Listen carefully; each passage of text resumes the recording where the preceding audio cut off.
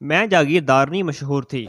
एक दिन अचानक मेरा बेटा मज़ारे की बेटी से शादी कराया तो पूरा खानदान मुझ पर थू थू करने लगा। बेटा भी बीवी की गुलामी करता और उसकी बीवी रानी बनकर मेरे सामने घूमती तो मुझे बहुत गुस्सा आता। तभी जब बहू नहाने के लिए गई तो एक जहरीला बिच्छू इसके कमरे में छोड़ दिया ताकि वो रास्ते से भी हट जाए और मुझ पर नाम भी ना आए। यूं बहू के मरने पर मैंने खूब मगरमच्छ के आंसू बहाए। वो जल्द ही बहू की तदफीन भी करा दी। मगर अब तो बीवी की याद में मेरा बेटा मलंग बन गया। सारी सारी रात कमरे में रोशनी लगाकर इबादत करता रहता।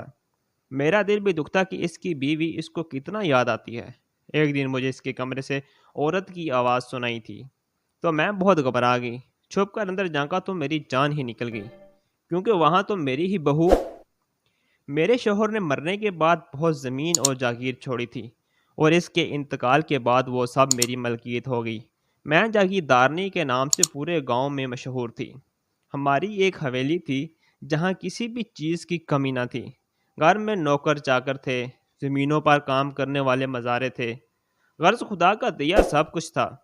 मेरा एक बेटा था और मेरी बड़ी ख्वाहिश थी कि किसी बड़े घर में अपने बेटे की शादी करूंगी और इतनी धूमधाम से करूंगी कि 3-4 गांव तक मेरे बेटे की बारात की धूम मचेगी। मैंने बहुत सी मासियों को अपने बेटे के लिए रिश्ता ढूंढने का काम पर लगा दिया था और ताकीद की थी कि ऐसी लड़की तलाश करनी है जो बिल्कुल चांद का टुकड़ा हो। मैं खुद भी अपनी मर्जी के मुताबिक लड़की तलाश करने लगी। इन्हीं दिनों मुझे शक हुआ कि मेरा बेटा किसी लड़की के चक्कर में है, क्योंकि रात को इसके कमरे से बातें करने की आवाज़ें सुनाई देती थीं।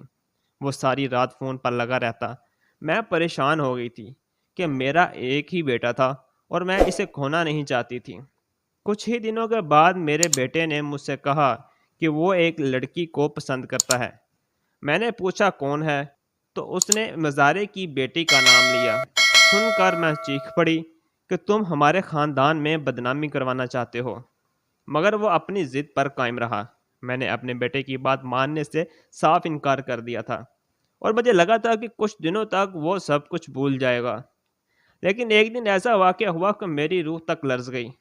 एक दिन मैं हवेली में बैठी थी और चाय पी रही थी जब मेरा बेटा वहाँ आ गया।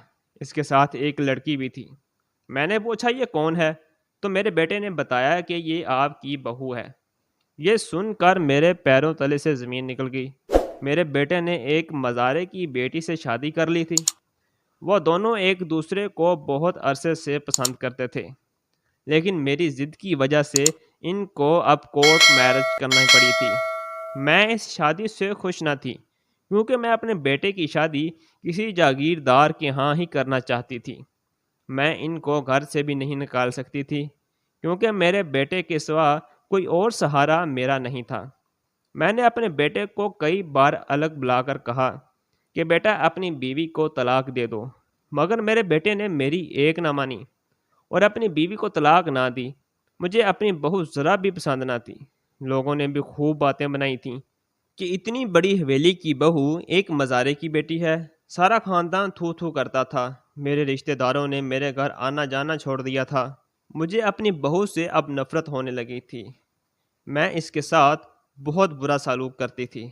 बात बात पर इसे डांटती और इसे बातें सुनाती थी। लेकिन मेरी बहू न सिर्फ ये सब कुछ बर्दाश्त करती, बल्कि मुझे खुश रखने की पूरी कोशिश करती। वो घर के सारे काम करती और मेरी नज़रों में अपना मुकाम बनाने की कोशिश करती, मगर नाकाम रहती। मैं इसके कामों में से खोट निकाल ही लेती, बिला वजह इसको डांटती रहती। दूसरी जानब मेरा बेटा तो बीवी का गुलाम ही हो गया था। इसकी इजाज़त के बगैर वो कोई काम ना करता और हर वक्त इसकी हर बात मानता। मेरी बहू की हर ख्वाहिश पूरी करता और वो रानी बनकर सारे घर में घूमती। ये सब देखकर मैं अंदर ही अंदर जल जाती।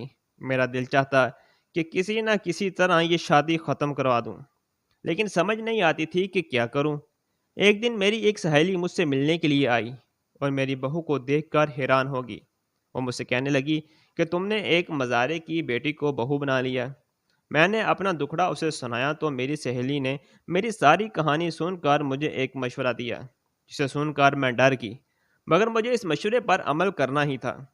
मेरे पास कोई और चारा न था, क्योंकि मैं हर सूरत اپنی بہو سے چھٹکارا پانا چاہتی تھی۔ ایک دن میں اور بہو دونوں گھر میں اکیلی تھی۔ اس کا شوہر گھر پر نہ تھا۔ میری بہو نہا رہی تھی۔ میں نے موقع غنیمت جانا اور بہو کے کمرے میں گھس گئی۔ وہاں جا کر میں نے ایک زہریلا بچھو اس کے کپڑوں میں چھوڑ دیا۔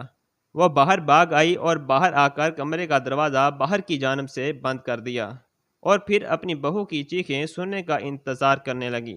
کافی دیر کے بعد میری بہو کی چیخیں باہر تک سنائی دیں تو میں ڈر گئی تھی۔ پھر میں اپنے کمرے میں چلی گئی۔ تھوڑی ہی دیر کے بعد میرا بیٹا بھاگتا ہوا میرے پاس آیا اور کہنے لگا کہ امی، میری بیوی کو بچھو نے ڈس لیا اور وہ اس وقت بہت بری حالت میں ہے۔ میں اسے ہسپتال لے کر جا رہا ہوں۔ یہ سن کر میرے ہوش اڑ گئے تھے۔ میں نے اپنے بیٹے کو جھوٹی تسلی دی اور پھر رات بیٹھ کر بہو کی موت کی خبر کا انتظار کرنے لگی۔ رات کے کوئی 1 بجے کا وقت تھا جب میرے بیٹے نے ہسپتال سے فون کیا اور کہا کہ امی، میری بیوی کا انتقال ہو گیا ہے۔ اسے بچھو نے کاٹا تھا اور میں وقت پر اسے ہسپتال نہیں لا سکا تھا اور زہر سارے جسم میں بھر گیا تھا۔ یہ خبر سن کر میں خوشی سے پھولے نہیں سما رہی تھی، کیونکہ میں اپنے مقصد میں کامیاب ہو گئی تھی۔ یہی تو میں چاہتی تھی کہ میری بہو مر جائے اور الزام بھی مجھ پر نہ آئے، اور اسی لیے میں نے بچھو کو اس کے کمرے میں چھوڑا تھا۔ میں ساری رات بہت خوش رہی کہ اب اپنے بیٹے کی شادی اپنی مرضی سے کر سکوں گی۔ صبح میری بہو کی میت گھر آ گئی اور پھر اس کا سوگ منانا اس کے والدین اور دوسرے رشتہ دار بھی آ گئے۔ کچھ لوگ بیان کرنے لگے۔ میں بہت خوش تھی، مگر سوگوار ہونے کا ناٹک کرنے لگی۔ میت کو غسل دیا گیا، پھر جنازہ اٹھ گیا۔ عورتوں کو قبرستان میں جانے کی اجازت نہیں ہے، مگر ہمارے گاؤں میں یہ پرانا رواج تھا کہ گھر کی عورتیں بھی ساتھ ہی قبرستان جایا کرتی تھیں۔ میں بھی ساتھ ہی گئی تھی اور پھر میرے بیٹے نے اپنی بیوی کو میری آنکھوں کے سامنے قبر میں اتار دیا۔ یہ ہولناک منظر دیکھ کر ایک لمحے میں کپ کپائی بھی تھی، مگر پھر خود کو یہ کہہ کر خوش کر دیا کہ میں نے اپنے راستے سے کانٹا ہٹا دیا ہے۔ میری بہو کے انتقال کے بعد میں بہت خوش تھی اور اب اپنے بیٹے کی دوسری شادی کرنا چاہتی تھی۔ سوم ہو گیا تو میں نے ایک دن اپنے بیٹے سے شادی کی بات کی، مگر پوری نہ کر سکی کیونکہ میرا بیٹا ابھی بھی بیوی کے غم میں مبتلا تھا۔ چنانچہ میں نے کچھ دن اور رکنے کا فیصلہ کر لیا۔ 40واں ہو چکا تھا۔ اب مجھے اپنے بیٹے سے لازماً بات کرنا تھی۔ اس دن میں نے ساری رات جاگتی رہی اور یہ سوچتی رہی کہ اپنے بیٹے سے کل کیا بات کروں گی اور اس کو کیسے دوسری شادی کے لیے مناؤں گی۔ ساری رات بیٹے کو منانے کے نئے نئے طریقے سوچتی رہی اور میں اتنی پرجوش تھی کہ مجھے ساری رات نیند نہ آئی۔ آدھی رات کو پیاس لگی۔ میں پانی پینے کے لیے کمرے سے باہر نکل گئی۔ واپسی پر سوچا کہ کیوں نہ ایک بار دیکھتی چلوں کہ میرا بیٹا سو گیا ہے یا جاگ رہا ہے۔ یہی سوچ کر میں اپنے بیٹے کے کمرے تک پہنچ گئی، لیکن وہاں کا منظر دیکھ کر میرے پیروں تلے سے زمین نکل گئی۔ میرے بیٹے کو اندھیرے میں سونے کی عادت تھی اور روشنی میں نیند نہیں آتی تھی، مگر وہاں پہنچ کر دیکھا کہ میرے بیٹے کے کمرے کی لائٹ جل رہی تھی۔ میں گھبرا گئی اور اندر جانے ہی والی تھی کہ ایک آواز نے میرے قدم روک لیے۔ یہ ایک عورت کی آواز تھی اور میں یہ آواز سن کر دہل کر رہ گئی تھی، کیونکہ یہ عورت کی آواز میرے بیٹے کے کمرے سے آ رہی تھی۔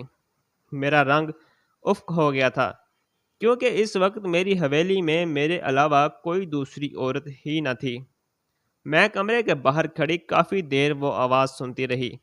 مجھے کسی بھی بات کی سمجھ نہ آئی، لیکن میرا بیٹا اس عورت سے بات چیت میں مصروف تھا۔ پھر کچھ دیر کے بعد میں وہاں سے اپنے کمرے تک بھاگ گئی۔ واپس آ کر میں کافی حیران ہو گئی تھی کہ وہ عورت کون ہے اور کہیں میرے بیٹے نے دوبارہ کوئی لڑکی تو پسند نہیں کر لی۔ میں اپنے بیٹے کی شادی اپنی مرضی سے کرنا چاہتی تھی اور اس لیے مجھے غصہ اور پریشانی دونوں ہو رہے تھے۔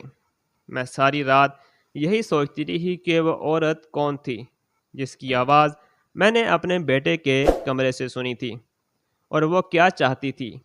یہی سب سوچتے ہوئے کب مجھے نیند آ گئی پتہ ہی نہ چلا اور صبح ہو گئی۔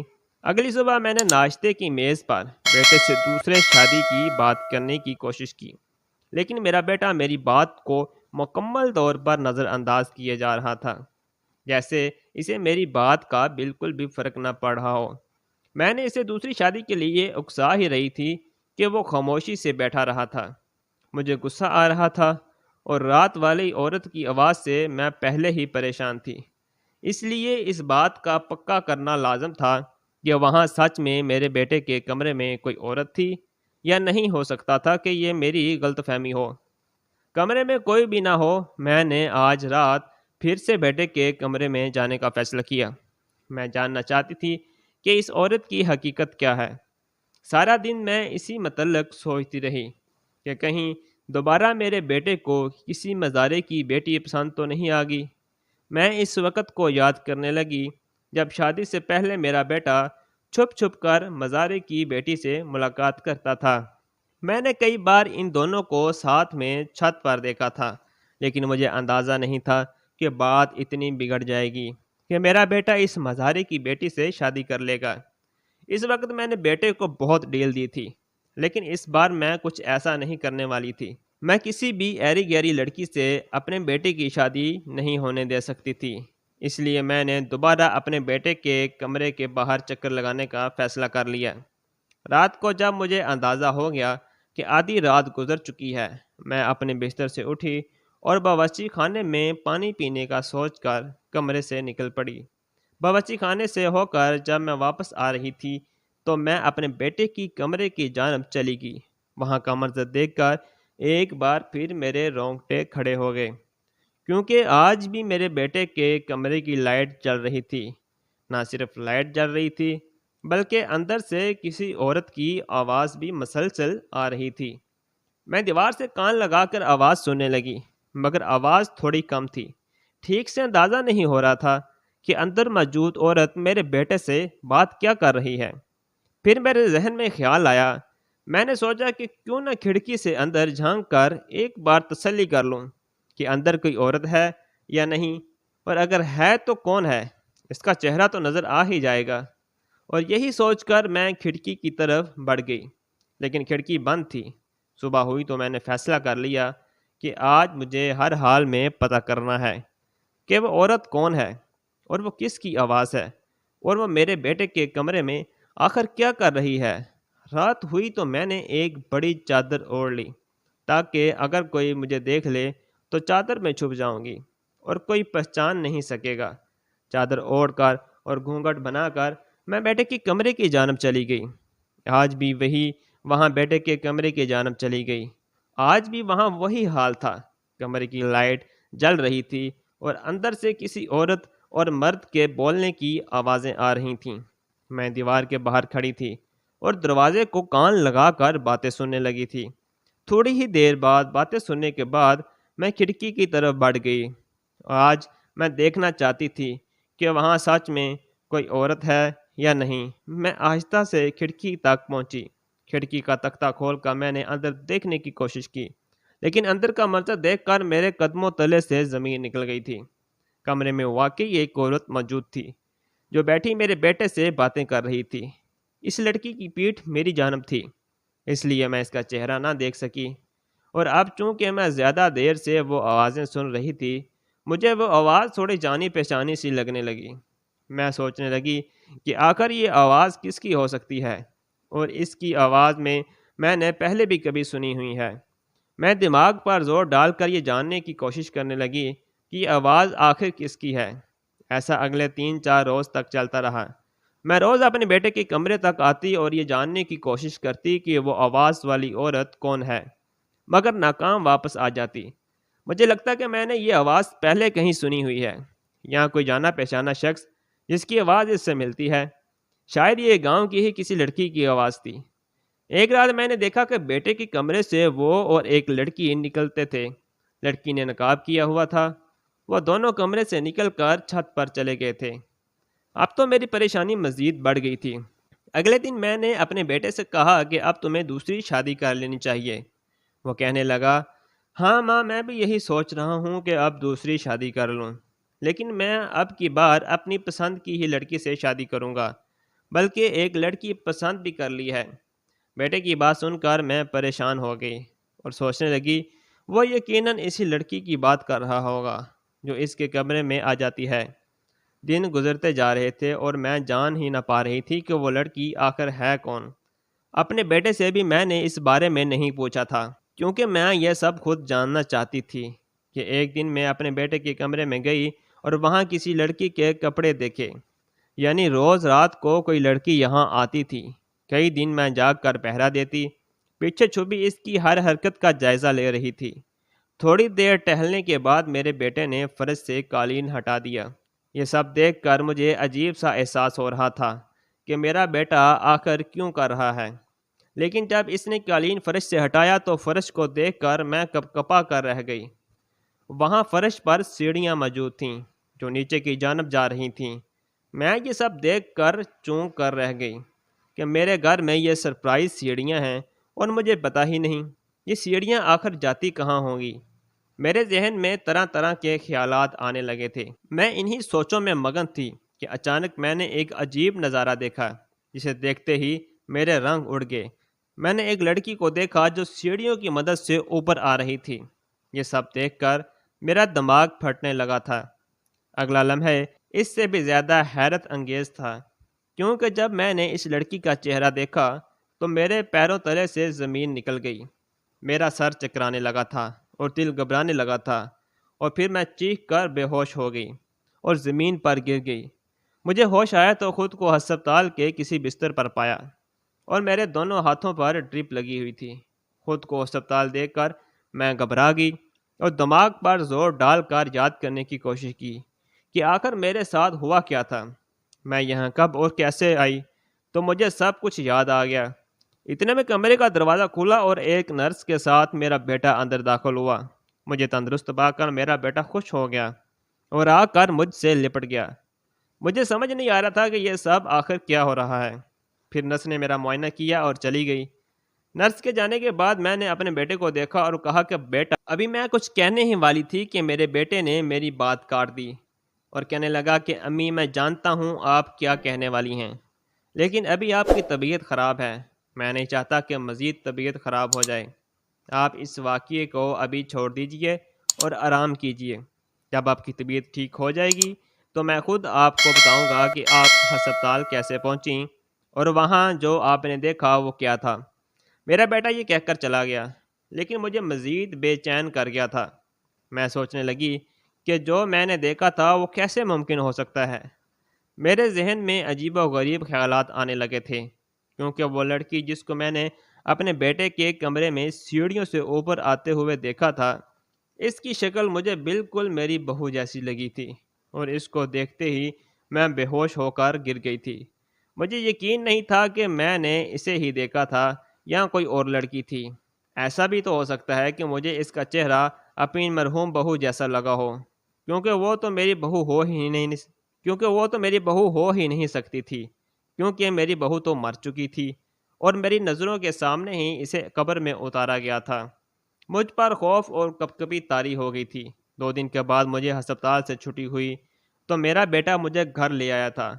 گھر آتے ہی میں نے سب سے پہلے اپنے بیٹے سے وہی سوال کیا کہ بیٹا، مگر میری بات پوری ہونے سے پہلے ہی میرا بیٹا بولا کہ امی آپ کو سچ جاننا ہے تو ٹھیک ہے۔ پھر میرا بیٹا باہر گیا اور تھوڑی ہی دیر کے بعد میرے کمرے میں واپس آ گیا۔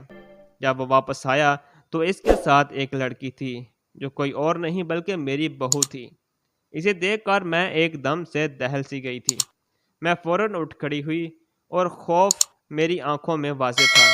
میرے جسم پر کپکپی طاری ہو گئی تھی کہ مجھے اتنا خوف زدہ دیکھ کر میرے بیٹے نے مجھے کندھوں سے سہارا دیا اور سنبھالا اور بٹھایا۔ پھر مجھ سے مخاطب ہو کر کہنے لگا کہ امی میں جانتا ہوں کہ آپ نے میری بیوی کی جان لینے کی کوشش کی تھی، مگر وہ مری نہیں تھی۔ یہ سب سن کر میں حیرت زدہ ہو گئی تھی۔ پھر میری بہو اور بیٹے نے مل کر مجھے ساری داستان سنائی۔ میری بہو نے بتایا کہ جس دن میری سہیلی گھر آئی تھی اور مجھے بچھو کے ذریعے مارنے کا منصوبہ بتا رہی تھی، میری بہو نے وہ سارا منصوبہ سن لیا تھا اور میرے بیٹے کو بتا دیا تھا۔ جیسے ہی بچھو کمرے میں رکھ کر باہر آئی تھی، اس نے بچھو کو مار دیا تھا۔ پھر میرے بیٹے نے اپنی بیوی کی طبیعت کی خرابی کا بہانہ کیا تھا اور اسے ہسپتال لے گیا تھا، اور وہاں مردہ خانے سے کسی لاش کو گھر لے آیا تھا، اور جسے ہم نے دفن کیا تھا وہ میری بہو نہیں بلکہ مردہ خانے سے حاصل کی گئی ایک لاش تھی۔ میرے بیٹے نے بتایا کہ میں نے ایسا اس لیے کیا کیونکہ آپ دوبارہ بھی اس کی جان لے سکتی تھی۔ آپ کی بہو بہت اچھی ہے، وہ چھوٹے خاندان سے ضرور ہے مگر چھوٹی سوچ کی حامل نہیں۔ وہ چاہتی تو آپ کو جیل بھی کروا سکتی تھی، مگر اس نے مجھے سمجھایا اور کہا کہ ہم نے اسی گھر میں رہنا ہے تو کیوں نہ نیچے ایک اور کمرہ بنا لیں، اس سے آپ کی امی کو میرے ہونے کا احساس بھی نہ ہوگا اور پھر کوئی مسئلہ بھی نہیں ہوگا۔ پھر میرے بیٹے نے بتایا کہ انہوں نے نیچے تہہ خانہ بنا لیا اور میرے بیٹے کی بیوی وہیں رہنے لگی۔ وہاں نیچے کمرے میں ہر طرح کی سہولت تھی اور رات کو میری بہو واپس اوپر آ جاتی اور اس طرح دونوں زندگی گزارنے لگے۔ یہ سب سن کر مجھے بے حد شرمندگی کا احساس ہو رہا تھا کہ اپنی بہو کے ساتھ میں نے کتنی بڑی ناانصافی کی اور اسے کتنا ستایا، مگر اس نے میرا کتنا خیال کیا۔ میں اپنے بیٹے اور بہو سے معافیاں مانگنے لگی تو میری بہو نے کہا کہ امی معافیاں مت مانگیں۔ پھر انہوں نے مجھے معاف کر دیا اور اس کے بعد ہم تینوں اکٹھے اسی حویلی میں رہنے لگے۔ مجھے اپنے گناہ کا احساس ہو گیا تھا اور گناہ کا احساس ہونا ہی سب سے اچھی چیز ہے۔ میں نے آخر کار مزارے کی بیٹی کو بہو کے طور پر تسلیم کر ہی لیا تھا۔ پھر میں نے گاؤں میں ایک بڑی دعوت کا اہتمام کیا اور گاؤں کے سبھی لوگوں کو اس دعوت پر بلایا اور اس دعوت میں میں نے اپنے بہو کو کھلم کھلا اعلان کیا۔ لوگوں نے آواز اٹھائی تھی کہ آپ کی بہو تو مر گئی تھی، مگر میں نے لوگوں کو بتایا کہ وہ میری سازش تھی۔ میں نے اس دن سب لوگوں کے سامنے اپنی ساری جاگیروں اور زمینوں کا مالک اپنی بہو کو بنا دیا تھا۔